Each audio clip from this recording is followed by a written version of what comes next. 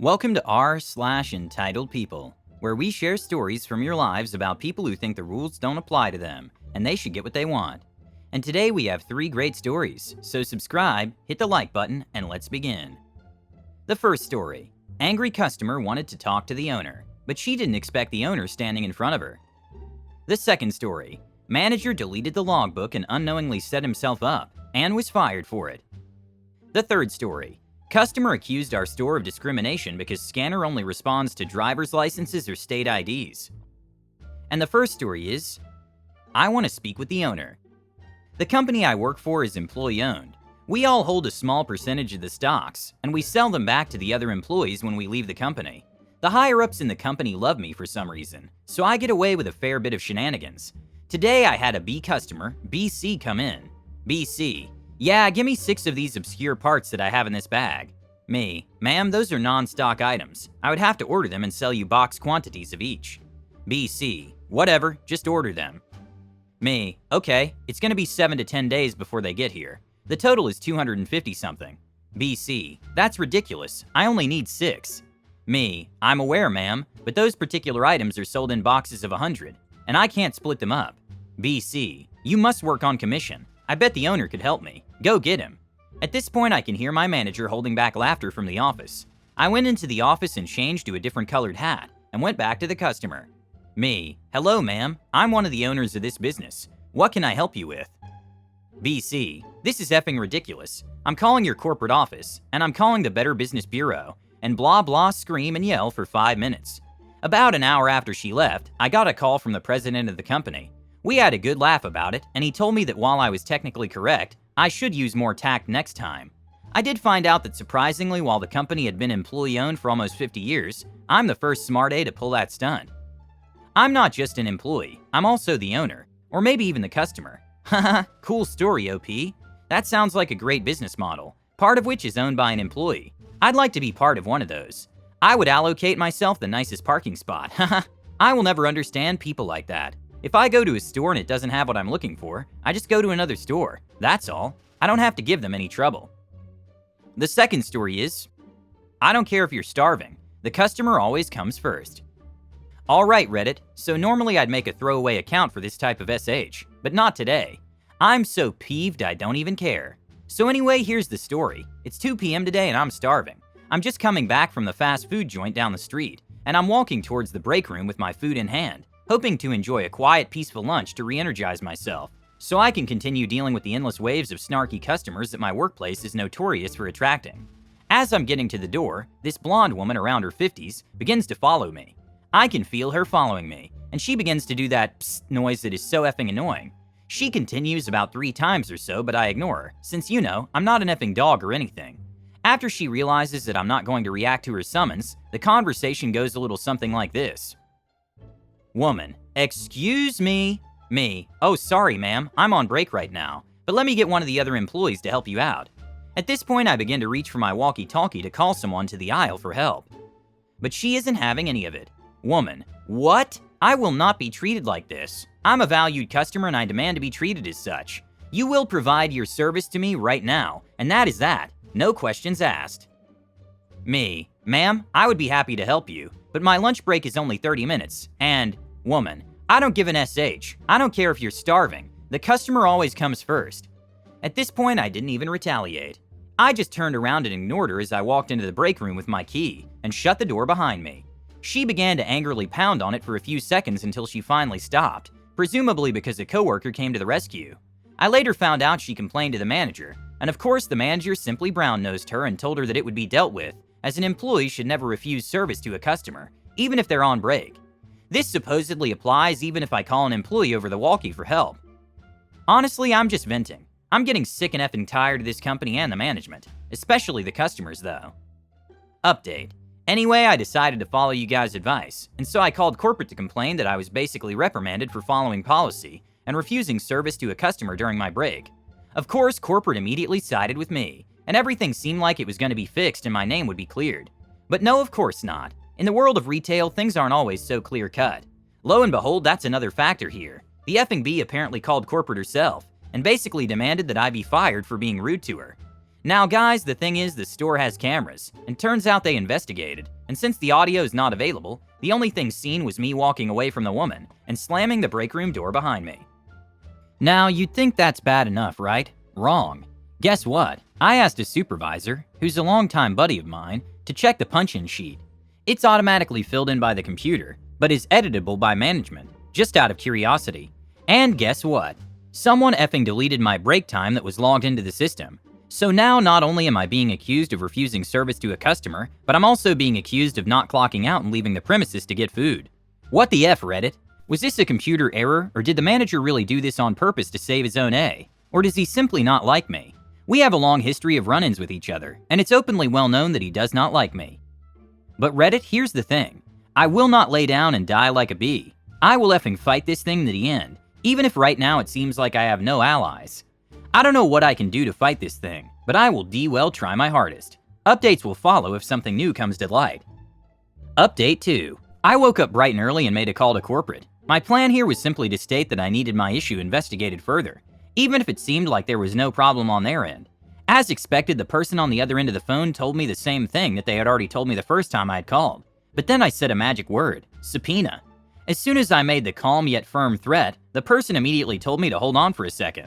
He got his supervisor on the line, to whom I explained my situation once again, and he assured me that he would see into the matter. Oh, and I also asked for a way to email the president of the company, and I sent an email to him explaining my situation as well. So that was that, but I didn't stop there. See, I had another plan. I was going to catch my manager myself red-handed. You know, just in case corporate done goofs. So I walk into work, and I immediately go into the manager's office.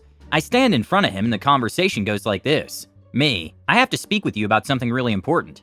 Manager, can it wait? I need to finish looking over these documents before 12. Me, no, it can't wait. Supervisor's name told me that my clock in and clock out time from lunch 3 days ago was not on the log.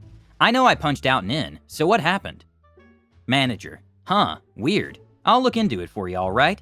Me, oh no need, I already called corporate, and they said they'd look into it personally. At this point, I had the widest SH-eating grin I've ever had in my life. It felt good, man. Real effing good. The manager audibly gulps at this point, no doubt SH-ing bricks. Manager, you know, that wasn't really necessary. You could have come to me about this first. Me, oh I know, but I just didn't want to waste your time, seeing as how you're always busy and all. You have more important things to do, like look over documents.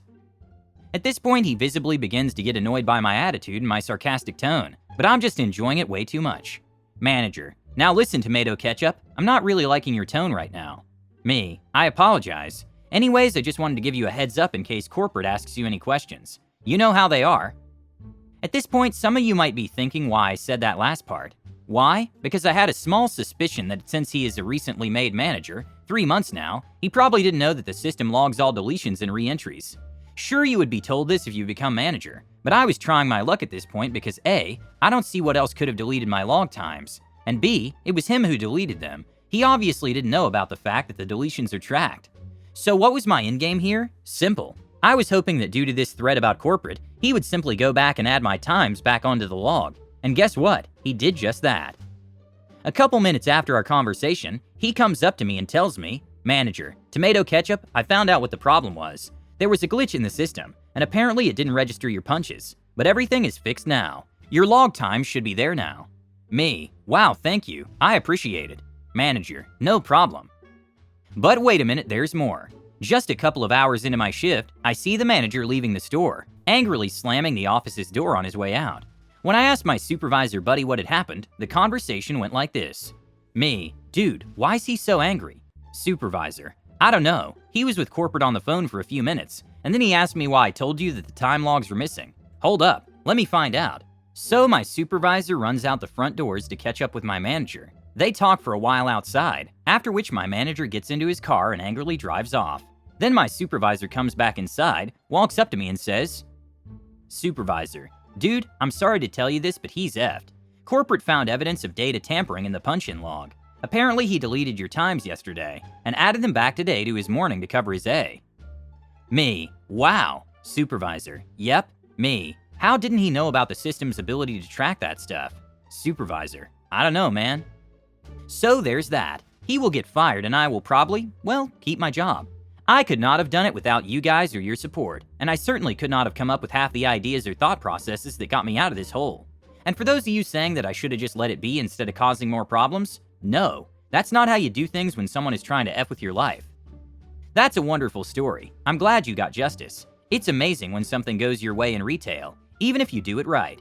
He deserves to have his A handed to him for interfering with your magazines and trying to screw you. If only the B who made this whole mess got retribution too, but at least you got justice. The rules say you're not allowed to help a customer during a break. The manager sided with the customer, saying the OP had to help her, which is against the rules. By removing the log, he can say that the OP was not on break, thereby confirming his decision to punish the OP. Good for you for not letting things slide. Your job was on the line, and I think you handled the situation amazingly. It was a pretty crap situation to begin with, but you handled your stuff. Good job. The last story is, you're discriminating against people who don't drive. This literally just happened. I work at a higher-end clothing store and I tend not to get too many out there customers, but this guy took the cake. A man came in with about 3 small children, shopped around for about a half hour, while running me completely ragged in the process, and then went to pay for his items. He has a store credit card with us, but he didn't have it on him. I said no problem. I can look it up with your driver's license or a state ID. Oh, I don't drive. Here, I'll show you my passport. Sir, our computer does not scan passports as a valid form of ID. The scanner only responds to driver's licenses or state IDs. But a passport is a better form of ID than a driver's license. This is Uncle Sam right here. I understand, but our computer system only scans driver's licenses or state IDs. But a passport is a government-issued ID. Yes, but our computer physically cannot scan a passport. I can only scan a driver's license or a state-issued ID. Well, I'll just take my business elsewhere then. He proceeds to storm out of the store, and honestly I was a little bit relieved, until about 5 minutes later he comes barging back into the store. Here I found my ID. Now please look up my credit card. He pulls out his passport. Sir, I cannot accept this as a form. Scan it. This is my ID. You're discriminating against people that don't drive. Would you like me to call customer service and see if there's anything they can do for you? No, I don't want you to call customer service. I want you to scan my ID and look up my credit card. At this point, my manager sees the commotion going on, comes over to help me out, and tells this guy exactly what I've been repeating to him for the last 10 minutes. We apologize to him for the inconvenience, and even offer him a coupon, but he just keeps yelling and ranting and raving. Finally, he takes his kids, swears he'll never shop with us again, is reporting for discrimination, storms out the store for a second time, and gets into a car and drives away. Why are some customers so stupid? And why does she not understand the first time the employees explained? Looks like he was driving with a suspended license. I haven't heard of anyone just keeping their passport with them to use as a regular ID. When your license is suspended, they take it away from you so he doesn't have to give it to you. Don't forget to subscribe and have a nice day.